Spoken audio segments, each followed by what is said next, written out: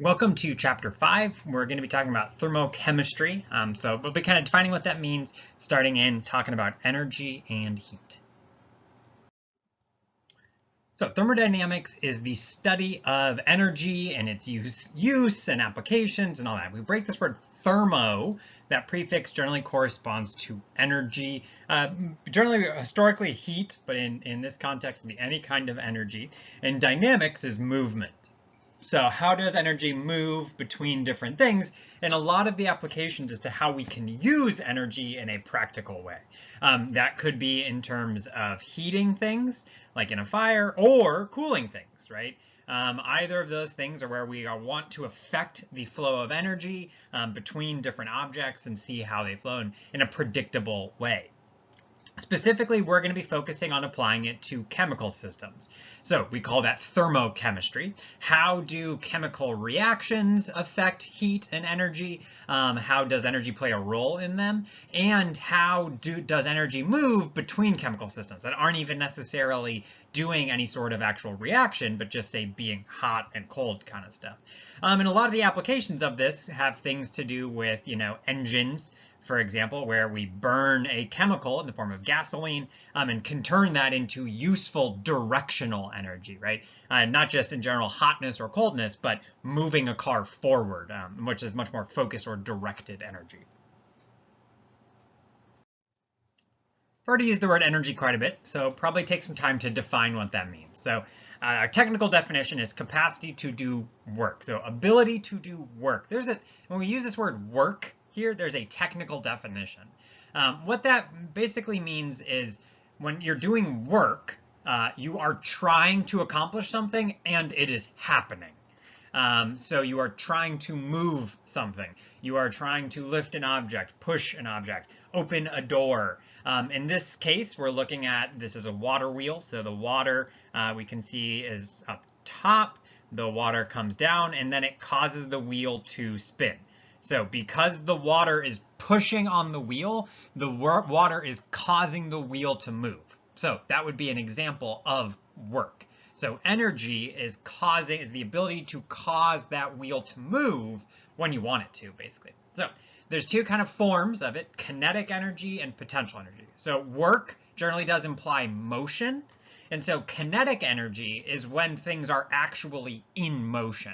So if you have the object like this wheel, when it's spinning, there is some kinetic energy, right? When it is doing that, when it's moving around this axis, right, kind of spinning around like this repeatedly, that is kinetic.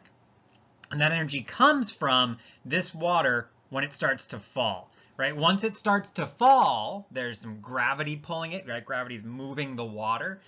Gravity is doing work on the water, and then the water does work on the wheel, right? Because it causes the wheel to move. And so that is this idea of there is motion. So potential energy would then be the fact that you have a system, you have, say, some chemicals, some objects that are in a situation where they could do work.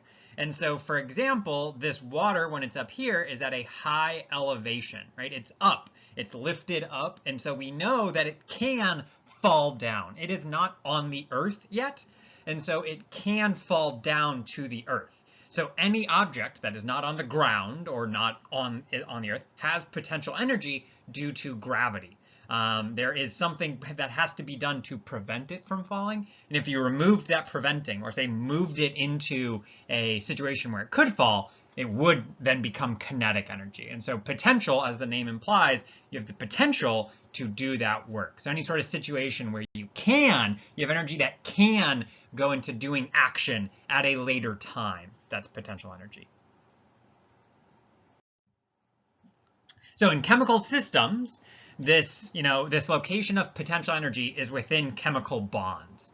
So when you have atoms that are linked together, you have a sort of they can change, right? We've seen through chemical reactions, we can rearrange bonds, and that sort of rearrangement would lead to a different energetic system and the potential release of the energy that's in those chemical bonds.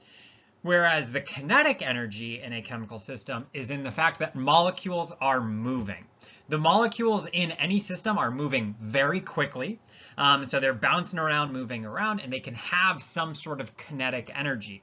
Molecules can be moving not a lot, right? These molecules here, they're not moving really quickly, so there's not a lot of kinetic energy. Or you can have really high kinetic energy because your molecules are moving around a lot. So those are the two possibilities of what you can see. So when you do a chemical reaction, like say burn wood, there is some potential energy of the atoms in that in those molecules inside the wood. And when you do the reaction, you release that energy, and then it comes out as warmth, right? You can feel it, and that can then drive molecules to move, and they become kinetic energy. So you get new molecules that are moving faster. So you've taken the potential energy that was in the bonds and turned it into the kinetic energy of molecular motion.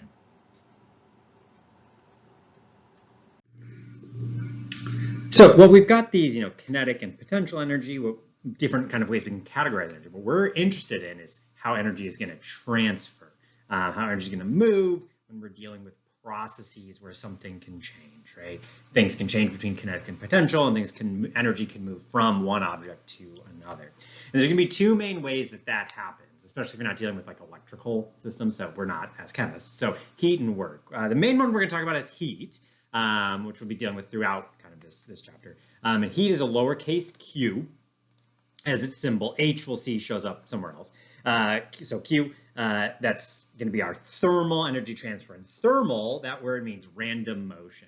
So this idea is that molecules are always moving randomly. And in their random motion, they can impart energy into other molecules that then start moving more in different ways. And importantly, heat is always a process, right? Whenever we're talking about, we're going to start quantifying and measuring heat or work, these sorts of measurements of these values, we're always implying that there's some sort of process that is occurring where energy is moving from one object, one sample, to another in some sort of change. So there's always some sort of inherent change that is associated with any sort of quantification of heat or work. And when we're talking about heat, that's driven by temperature differences. So we have some sort of hot object at a high temperature, something else is at a lower temperature. When they come into physical contact, that heat will always flow from hot to cold in that way. So from the high temperature down to the lower temperature. And we'll start to see that kind of these temperatures are going to be measurements of this random motion. And so when we have more random motion in a high temperature object, it can transfer to impart additional motion into something that was otherwise lower temperature, therefore with lower molecular motions. Work is our other type of energy transfer. That's a lowercase w. That one's based off the name, and it's called mechanical. So mechanical means we're dealing with ordered motion, which in order to have that, in order to kind of harness ordered motion, it's all about engineering, kind of building a device. So something akin to like a piston, where you have molecules that are moving randomly, but because you've built a piston with only one side can move, that if you increase the motion of those molecules, it pushes that side away. So now it's only moving in one direction as opposed to randomly how molecules move on their own. So work is something that has, kind of harnessing work, has a lot more to do with how you build a device, but it is still chemicals, right? In this case, it's still gas inside there that's driving that change. So we'll be able to talk a little bit about work as well. All right, so when we're talking about thermal, we want to get some of our words and kind of our language really kind of locked in. So thermal energy is the energy of molecules and or atoms in motion. So every time you have molecules that are moving, they have a certain amount of thermal energy. And so this thermal energy is based around that motion. You can think about it, molecules are little objects, right? And if they're moving around, they would hit things. And that hitting things, that collisions, are where you get that sort of kinetic energy, right? If something hits you, it moves you. So little molecules, when they're colliding around with walls, with containers, with you, say in the air, they're exerting some sort of force, they're hitting you, they're colliding with you. So there's a lot of kinetic energy in that molecular motion. And so then when we have low thermal energy, there is low motion, and high thermal energy is high motion. which is fast motion, large oscillations, molecules moving fast over large distances. So each individual atom or molecule has its own thermal energy. So how we quantify the kind of average of all the molecules is using temperature. So temperature is a representation of average thermal energy. So if we have, say, a cold sample, like over here on the right, that is a low thermal energy. On average, those molecules aren't moving a whole lot. They would have lower kinetic energy, which corresponds to a low temperature. So each molecule has its own unique motion, and we quantify the average motion based on a low temperature. For high thermal energy, there is a bunch of motion, right? Those are really big oscillations. They're moving fast over large distances. They're really bouncing around. So each molecule has high thermal energy, and on average, they all have a higher thermal energy, which gives us a higher temperature. So this is one of our first kind of insights that we want to be thinking about. When we're seeing high temperatures, that means high or fast molecular motion and large molecular motion. Those molecules are really moving a lot, really bouncing around, kind of flying around, moving around. Atoms within the molecules are kind of jiggling around. Lots of just kind of movement of atoms and molecules. So that movement of molecules is what drives the transfer of heat energy as heat, right? The idea of heat is that it's the transfer of thermal energy. Thermal energy is molecular motion. So when we're talking about moving energy as heat, what we mean is that the molecular motion of some molecules goes to drive the molecular motion of other molecules. Some molecules start to move less and other molecules start to move more. And it is driven by temperature differences, right? Because if two objects are at the same temperature, on average, their molecules are moving the same amount. So if you have two objects that are at different temperatures, the higher temperature object, say this ball, these little lines indicate motion. So we can see that this is hot, so these molecules are moving a lot. So they're moving fast. There's a lot of motion. They're high amplitude movements, high kind of general oscillation, a lot of force to their movements. And so if they're moving fast, but we can see that they're in, say, water, and these water molecules aren't really moving a whole lot, what happens is these molecules have kinetic energy, and they literally hit those water molecules. They literally just start to hit them, okay? And so that hitting them, that's kinetic energy, and you're doing work. It causes those water molecules to start to move. And so those water molecules start to move more. They have more thermal energy, and the temperature goes up. And so what starts to happen is that these water molecules start to move a bit more. Not necessarily as much as the original things were, but they're all kind of moving, right? They kind of transfer motion to each other. They start to run into each other. They're all starting to move. And we can see that the molecules that were in the hot ball, the initial hot little kind of sphere here, start to move less because they were colliding with all the water molecules. They made the water molecules start to move. They lose some of their movement, right? Because they've transferred that high energy, that high thermal energy to the other water molecules, from themselves to the other water molecules. And so we can see a couple insights. First, heat always flows from hot to cold.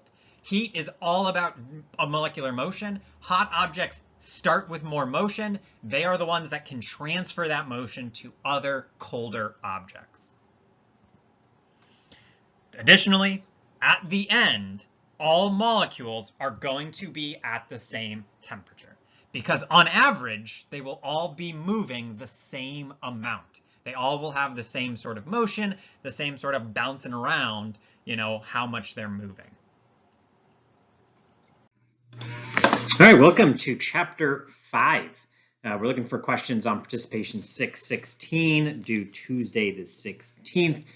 Depending on when you're watching this, Tuesday the 16th, we also have the participation quiz at 9 a.m. It's going to cover the Chapter 4 material. We also will be doing the reactivity patterns lab. Make sure you take care of the pre-lab technique beforehand. And then we have the lecture module 5 homework due Wednesday, Thursday. We'll have the second exam. It will cover everything from Chapter 4 as well as this set of videos. It's kind of first part of Chapter 5. Then we'll do the heat effects lab and lecture module 6 at the end of the week. If you have any questions about anything, let me know, especially if you're wanting to meet or anything in the lead up to exam 2. We can set up like a WebEx, like a video call or something like that to chat about material. If you do the review, don't want to talk about it, anything like that, just let me know. Otherwise, take it easy. Well, not take it easy. You got to finish watching these videos. I'll see you in the next one.